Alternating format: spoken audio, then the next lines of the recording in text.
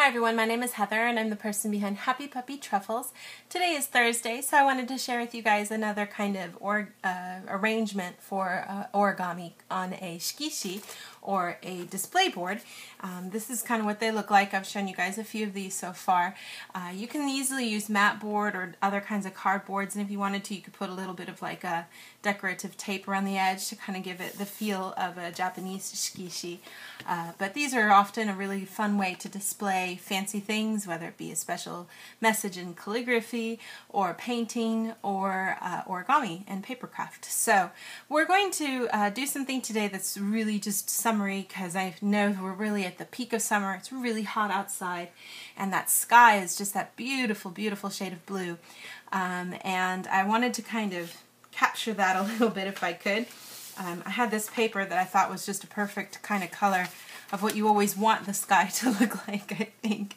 And I went ahead and this is just some handmade paper from Korea, and I went ahead and just shredded, tore down the edge here and then lined everything up for the sides. And then I thought it'd be nice to have a little bit of green grass down here at the bottom. So what I'm doing with this is actually I just have a layer of it to kind of give a little depth and some texture. So I'm just going to lay that down here at the bottom. And then I wanted to use something colorful this time, and I wanted to use some of my kind of modern origami paper, and I'm going to use this pinwheel design. And the paper is this special paper. I think I've shown you guys in an unboxing before. It's made by Grim Hobby, and it's really cool because it has this nice solid thick color on the back, and then these pretty little kind of hand-drawn sort of stars all over the front side. So I thought, what a perfect kind of celebration for summer, a perfect kind of color for that. And this kind of a display really doesn't have any solid purpose to it. It's not like a picture scene kind of in any way. It's just more some abstract kind of images. I think these make great gifts for babies' nurseries and things like that too, or when somebody has a new home. These are always kind of fun ways to kind of add a little bit of decoration, and not hard at all. I mean, this pinwheel is super easy, right? But it's a great way also to showcase special paper you might have. Maybe you just have one little precious piece of paper, but you've always wanted to display it. I think this kind of a fold can be a really nice and easy way to do that. So I went ahead and used these 3 different variations of that Origami paper, and just to kind of give you guys an idea, I used one that was 15 by 15, and then I did 12.5 by 12.5, and then 10, because I didn't want it to be too tiny, but that gives me my 3, I'll tell you the centimeters, sorry, that gives me my 3 dimensions for my little image here, and I thought it would be a good kind of way to show things off. Now, this particular origami here, and I'll have a link so you guys can go back and remind yourself of how to make it. It does kind of have a way to pop up a little bit, and it's up to you if you like having kind of that feeling of this 3-dimensional quality to it, of it kind of sticking out. There's this nice base, and then this can kind of poof out a little, and you even can get this little tiny square that opens up in the middle. Now, if that bugs you and you want it really flat, you can leave it between some book pages overnight, really crease these edges down.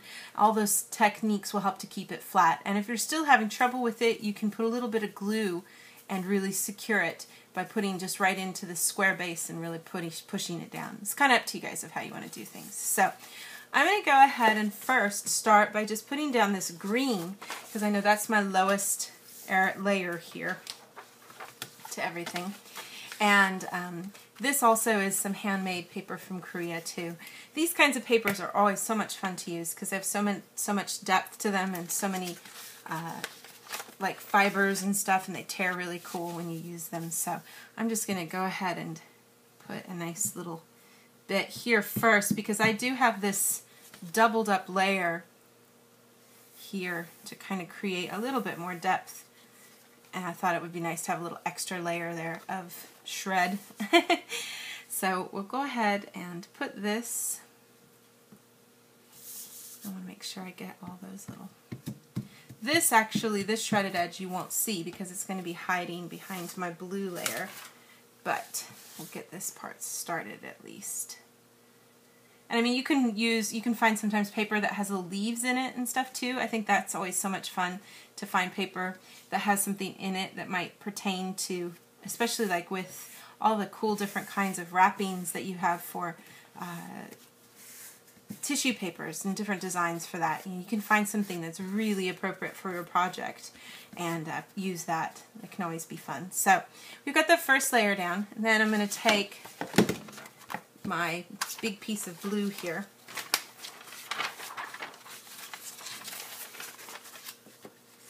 And we'll get a bunch of glue on this one too. You do have to kind of be careful with these kinds of paper projects though. They do fade a lot if you leave them out in some place in your home where the sun shines. So I think there's some things you can get that are treatments for papers, sprays that help prevent some of that fade. But that is something you kind of get yourself into when you make something out of paper.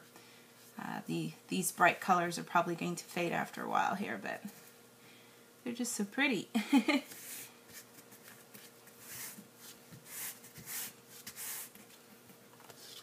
So you get that kind of really nice summery feel. Wow, that just makes you want to go outside and play. And then I'm just going to kind of randomly sort of put my pinwheels now here, and you know, just kind of have fun with where you kind of arrange these, I suppose, based too on what kind of color my paper is. Let's see here. And actually I do want to try to think about the fact that I'd like to put my signature down here if I can. So maybe we'll put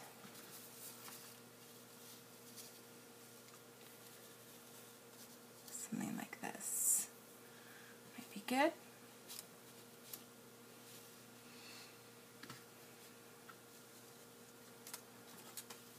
Leave that one down actually. That yellow and green seemed a little too similar to me, so I'm just going to kind of keep those two up top.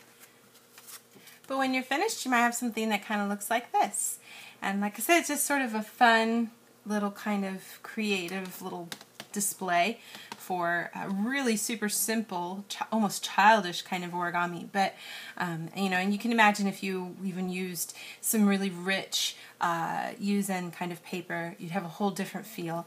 I just thought these bright colors were so pretty, and this would look so nice like in a children's room or in a classroom, any of those kinds of places to kind of liven things up. Definitely pop it on your desk and have a whole bunch of these and trade them out every month. But but that kind of gives you guys a finished display on this Shikishi or display board from Japan. And I hope you guys get a chance to find a way to kind of showcase some of your finished origami in a special way to kind of share with others. And I'll have another project for you guys next week. Thanks so much for watching, and we'll see you next time.